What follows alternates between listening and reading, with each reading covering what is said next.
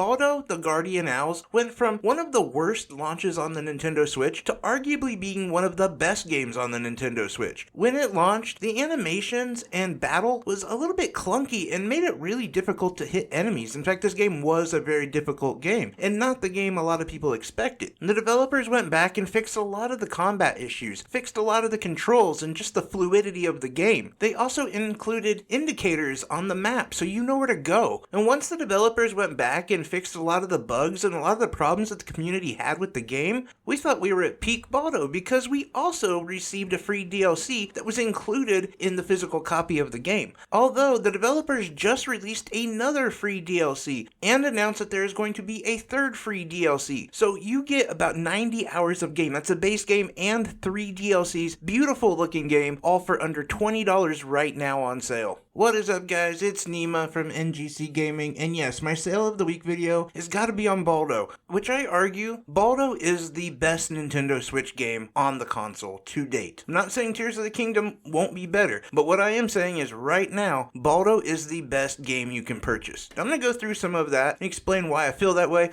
Also going to talk about the updates that are going on, and I'm also wanting to really talk about how much I love Baldo. Baldo and I have been together for a long time now. In fact, I would say the highlights of my channel have been Baldo related, honestly. The first video I ever did that had over 1,000 views was my first review of Baldo, and it was a stinker. Both. The game was not very good, and my review was not very good. Furthermore, though, the first video I ever had that went over 10,000 was my Baldo is Fixed video, where I went through all the updates and the fixes that they have done that I previously just mentioned in this video. Also, this game was painstakingly difficult for my wife to get a physical copy of, but she did because she knew it was that important to me, and that was my Christmas present this last year. So yeah, Baldo and I were pretty tight.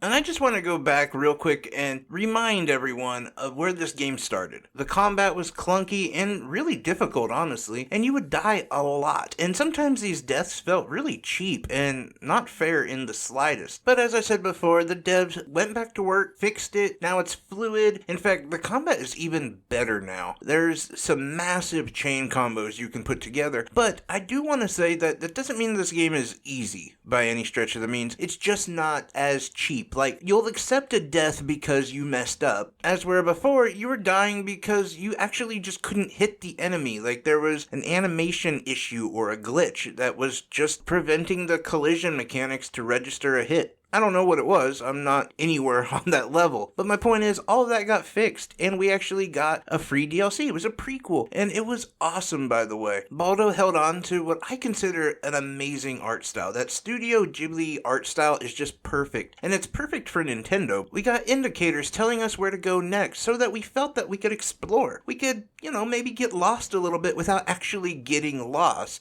And with the prequel DLC being released, I figured this was it. This was the full redemption. But boy was I wrong. And this goes into another reason why I say this is the best Nintendo Switch game you can buy right now. Now, the base game, which has been fixed, like I said, there's a few bugs, but they're very slight, not game-breaking in the slightest. Maybe there'll be an enemy that doesn't fall off a platform when you hit them, or there'll be some consumables that grow in a weird spot. Something of that nature can happen from time to time, but it's very seldom. That is a 50-hour game right there, the Guardian Owls. Then you get the Three Fairies, which is the prequel DLC, and that is about 10 to 15 hours. Well, now they just released a prequel part 2, so to speak, called Elemental Temples. That is also about 10 to 15 hours. And the biggest news that we've gotten so far, and this all due to Mark from Switch Up, who is just a legend and does a great job. In fact, I'm going to put a link to his video in my description because, so much of it comes from him, honestly. While he was talking to the team, they announced that they were going to actually release another DLC. But this time, instead of it being a prequel, it is basically the true ending. The Guardian Owls actually had a different ending that maybe fleshed some things out that wasn't really explained. Now, I will say I have beaten the game as it is now, and I didn't really notice it to be unorganic. It felt fine. It felt like a natural stop, but I totally respect them for wanting to tell the entire story. But again, with time constraints and things like that, they weren't allowed to actually finish the game how they wanted to. So this last DLC is going to be the proper ending. And if I know this team, these guys are going to make it another 10 to 15 hour game. I don't know. I'm just speculating. Full,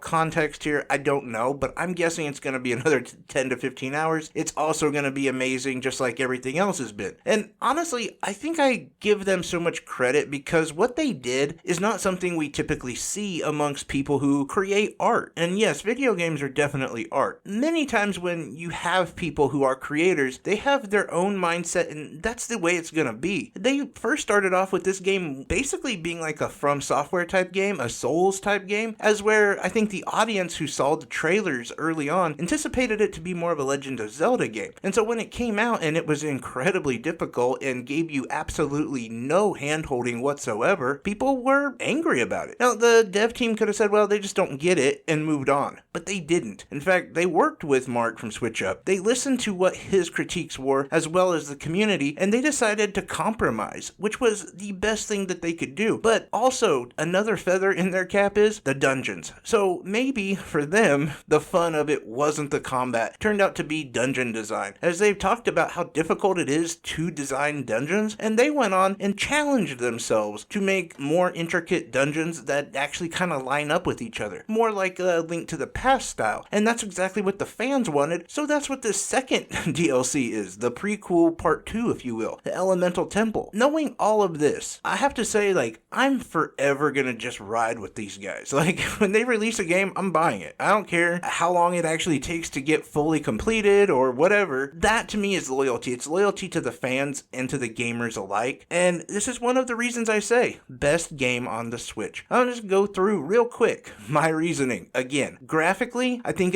it's amazing, right? It's this gigantic, massive world that allows you some exploration, immersion. It's charming. I love the fact that you go into these towns and it just feels quaint and simple. But then you can go to these dungeons where it's somber and dark and somewhat scary. Looking at the characters, they are a perfect representation of what we look for in heroes, NPCs, and just characters in general that we love in games. Some of them are quirky and weird. Some of them are evil. You look at someone like Baldo and you know what his ambitions are. You know what he's doing. I'm not saying that that's not the case for, say, Kirby or Link. I love those games. I'm just saying that this game fits in perfectly with those games. Then you have to look at the value. Now, right now, this game's on sale. It's under $20. I think it's 17 something. But even when it's not on sale, it's $29.99. And we're talking about 100 hours of gameplay easy. Like, that's just out the gate. Not even all the side quests, exploration, trying to find hidden items and things of that nature. We're just talking about the base game, and 3 DLC will get you at about 100 hours of gameplay. I think that's an amazing value and something that we haven't seen a lot of with the Switch. I'm going to be honest, there's a ton of Switch games, and I mean true Switch games that really just come in at their $60 and they're 10 to 20 hours. Now, there's a few